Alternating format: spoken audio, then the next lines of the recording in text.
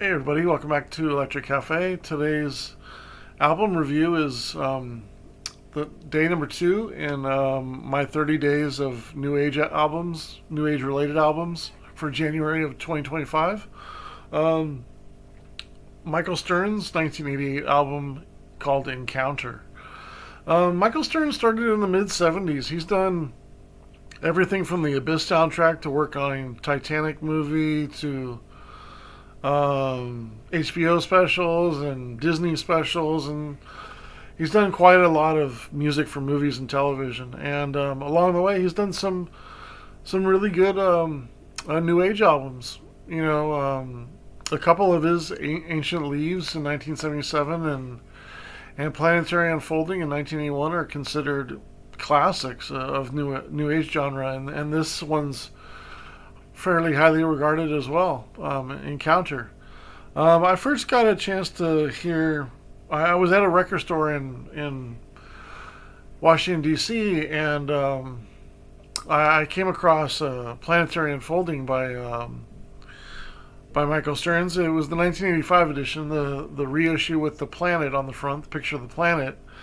And you know me, I was into space music and trying to find different ambient music, and I took a chance on it. And I was pleasantly surprised how not only how ambient and space it was, but also how kind of it was more in the it was almost more drone ambient than it was really sweeping synthesizers and more new age music. It was a little bit more sound. It was soundtracky, but it was also a little bit more minimal and a little bit more closer to what I was listening to in 2000. More so than 1981 when it came out. So I figured it was fairly I don't say groundbreaking, but fairly ahead of its time in many respects. And coming from a new age producer, nonetheless, was exciting because that kind of let me know that there was some new age producers out there that were making deeper music. I think that's a big thing with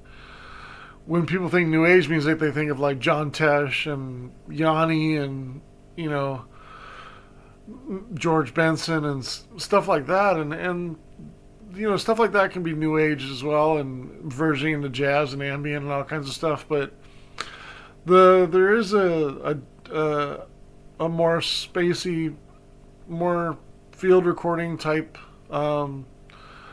version of new age, which I like, and I don't necessarily mind some cheesy, synthesizer notes and stuff like that. Like if you guys know Synergy by Larry Fast, he kind of does a good amount of sort of, kind of corny like main riffs and keyboard. It almost verges on like an electronic organ or something like that. They can be kind of a little corny, but for every corny song, you find a song that's strong or deeper or more experimental, and yeah, it's all about the pieces to the big puzzle. And I don't mind if I find a cheesy artist if they have some other stuff as well.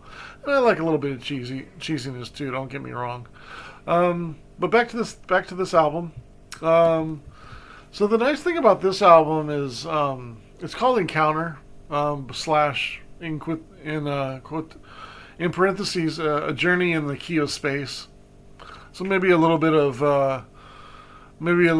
sort of taking Stevie Wonder's The Key of Life and sort of making a little homage to that, but sort of taking the name and making it towards ambient. That's a something that's happened in electronic music for a long time, and you see that now more with artist names like Stevie Wonder, and then there's Weavy Stunder, and there's Com Truise instead of Tom Cruise, and a lot of different artists sort of do like a ad lib on a song or an album, or maybe it's an artist name. And here back in 1988 sort of does a key of space instead of a key of life. So maybe that's meaning towards ambient music than really jazz music or pop music. But this album is a little bit more of a soundtrack. It is still new age, not so much ambient.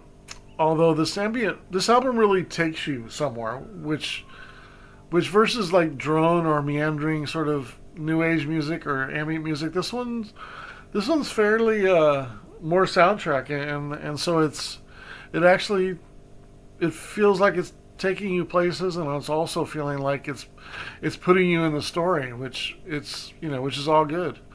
And then this one certainly tells a story more than describing a space or enveloping you in it. A lot of times, ambient music can do that. It's you're like, where are these sounds coming from? Where are we? And then if you hear some field recordings, obviously, okay, you're in a factory, or a lot of times ambient music can be very um, place driven, I guess, or you hear birds chirping and you're in the forest, and that can be a lot with like new age music. Like you think of, remember in the '90s, you had those Target CDs where you could purchase, and they would be like the rainforest and the fields of flowers, and you could just choose different ambient music, and that was sort of the popularity pinnacle of like cheesy kind of new age music.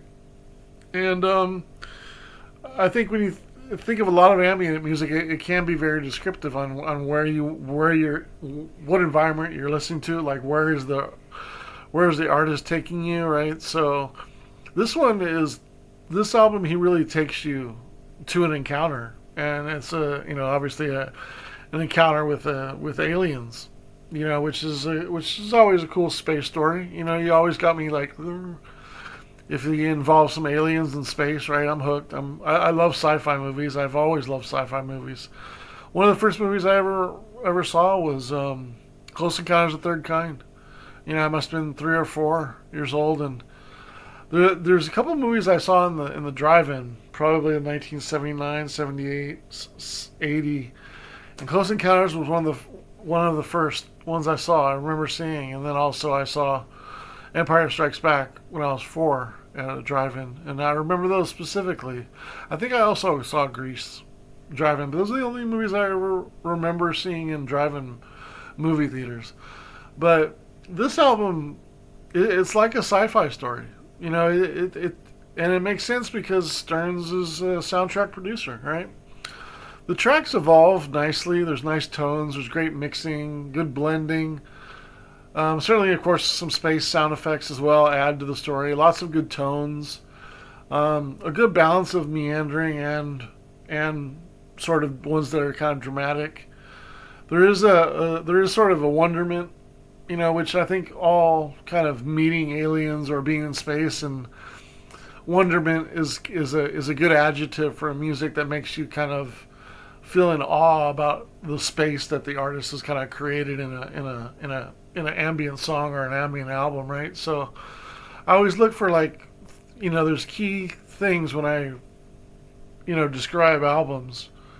One of them is wonderment. That's especially with space music. I mean, you always kind of have to have that. I mean, even if you were going to die in space, like if you got shot out, out of a spacecraft, and you had no idea where you're going, I think you would still sort of be like, wow, like this is crazy, right? Of course, you'd be scared, but you would also, I think, have a feeling of wonderment. And if your life isn't in danger, then certainly you're going to have a feeling of wonderment. And listening to a nice ambient album is a lot less scary than even a sci-fi movie of the same thing. It does have that the meeting aliens sort of soundtrack, sound spacey. It's got a good combination of sound effects and lots of movement, which is good. There's some sounds sound exactly like track 2 is called Craft Dimensional Release. It kind of like the sounds kind of reverberate. Almost sounds like the hull of a spaceship, right? The spaceship kind of hovers and then sort of sets down, and then the first melody sort of enters, and it's kind of like a wonderment. It's kind of also peaceful, and also kind of a touch of all of them. And there's a little bit of mystery and eeriness, and a touch of oddness too, because you're meeting aliens. What happens if they got 6 legs? You know what I mean? Like there's a feeling of that too. So this encounter is very much like as if you were listening to or watching Close Encounters of the Third Kind, which is strange because I was reviewing also Tomita's Bermuda Triangle, and there's a track on there that's sort of dedicated towards the soundtrack and the doo doo doo doo doo, the bleeps and melody in Close Encounters of the Third Kind, and so this if I can describe an album, that would go perfectly with that movie, as a soundtrack would be Encounter. I mean, it's just it's like it's like an '80s version soundtrack to Close Encounters of the Third Kind. Just really really cool, and it goes really well with that theme. The great thing about 1988 too is, or this album specifically being in 1988, there's really no cheesiness in here, which is great. I do tend to like my space music kind of a little bit more serious, maybe a little bit more wonderment, like I was saying, maybe a little bit more sci-fi, maybe a little bit of mysteriousness, eeriness. Um, space is really important as far as the space of space, right? Like, sometimes when you do like a super kind of cheesy sound or keyboard riff, it kind of gives it like a Disney feel, right? It's sort of like a Disney soundtrack feeling of uh, Cats in Space or something. I don't know, some old movie or something like that. And it just becomes like, and sometimes it works, some like Tomita does a good job of that. Sometimes his music is a little over the top and orchestral and Japanese sounding to the point where it kind of goes into a cheesiness, and you're kind of like, that's a little, it's kind of goofy, but sometimes that happens, and when it's 1988 and it's new age and it's not cheesy, that's a really good sign, and this is not, so that's a big bonus. The overall trip is better than any song as well, which is the ideal vision of an ambient album. Even though there's 10 songs here, they all evolve really nicely. I do feel like the some of the tracks arranged could have been maybe in a different order, but in the second half or actually the middle part and also the towards the end could have been maybe a little bit different order. Could have been a little bit better. But overall, it's a very consistent album. Um, when I think of the opportunities of the album, I think the songs are still have breaks, but they're still sort of segued. Not that there's a break and then but it's which is typical '80s music. I'm sure they meant that this is probably gonna be released on vinyl, and you do have to sort of stop the tracks in between the tracks for the most part. But that's the '80s thing, right? I think by the '90s and stuff, with the advent of more DJ mixes and stuff like that, and radio shows and stuff like that, like it's okay to have 5 segments on each side, but it's just one overall track and there's no breaks in it. I think this would have been possibly a good opportunity for it to be more continuous, and maybe even could have led to this album being even better. I don't mind that the album doesn't really resolve itself really at the end. It probably would have been too dramatic or cheesy if it sort of resolved itself. So it sort of stays in the sweet spot, which is nice. Like, you think of the last track, it sounds like it's concluding, but it's called Star Dreams, Peace Eternal. So it's kind of like putting a capsule on it, but it doesn't feel like the album is really ending per se. I mean, there's fade out and it ends, but I don't know. Maybe it's because I feel like it's new age, like it's to be a little bit more dramatic in some respect and sort of end, but it kind of, and it doesn't really end with the cliffhanger either. It just kind of, it does end with sort of like a peaceful ending. So maybe I'm overthinking it, but I feel like some of the tracks could have been in a different order to sort of move the story in more of an up and down pattern. So yeah, the overall album, I gave it a 71 out of 100. I think it's a very good album. It's I feel pretty confident in that. I think it's better than good. I think it's definitely above average for 1988 when you think of a lot of new age type music that came out there. This is definitely above average, well above average. So it's well above good. It's on the low side of very good. Why wouldn't it be in the 80s or excellent? I don't think any of the tracks really. The one that I described, track 2, Craft Dimensional Releases, I felt like was the best combination of sort of taking you there and a song. But maybe a little bit more space on this